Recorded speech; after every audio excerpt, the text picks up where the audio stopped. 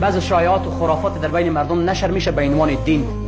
در بین مردم بعض شایعه پخش شده که قرآن کریم هایتان جستجو کنین، موی پیامبر صلی الله علیه و سلم را داخلش پیدا میکنین، او را پیدا کردین دعا کنین به آرزویتان میرسین. مطلق دروغ است.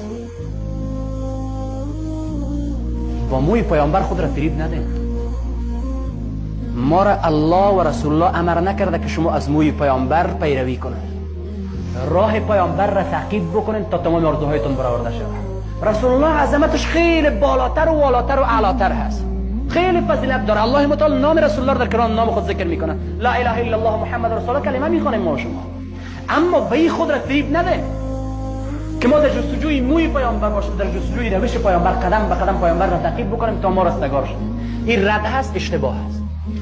دوم گپی که رمضان نزدیک هست، یک ماه پیش از رمضان، یک کنیم ماه پیش از رمضان، بعضی دوستا در صفحات اجتماعی بعضی چیزهایی را نشر میکنن، یک حدیث ساخته شده را نشر میکنن. به طور مثال میگه رسول الله صلی الله علیه و سلم فرموده کسی که امتی های مرا پیش از آمدن رمضان خبر بسازن، بشارت بدن از آمدن رمضان، جهنم سرش حرام میشه و بهشت سرش واجب میشه. مطلق دروغ هست.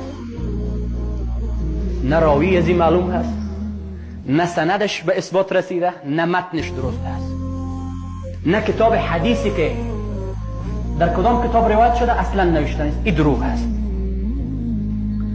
کاغذها در بین مردم نشر میشه به عنوان خیر جاریه یا صدقه جاریه یا ثواب جاریه، یا در موبایل هم نشر میشه.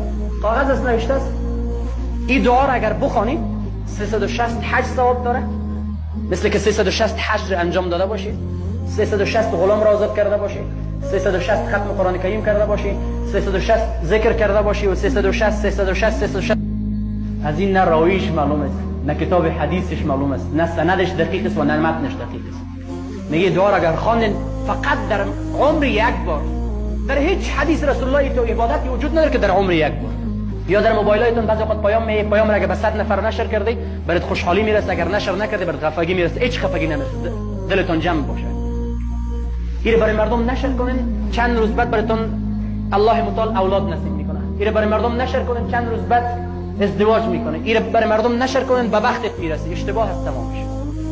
یا یک کاغذ دیگه در بین مردم نشر میشه با نام شیخ احمد در مدینه منوره خواب دیده، 100 سال میشه خواب میبینه.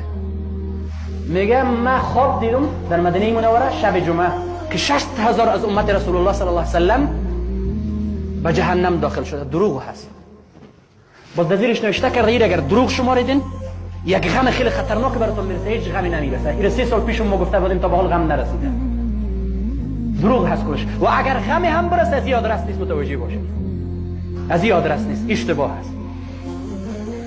و یکی پیامد موبایل میاد تو رو قسم به خدا رو به 100 نفر روان کن، اشتباه هست، دروغ هست. اگر این متن را دوست داری نوشته که الله اکبر، دروغ هست. این کارا را نکنیم.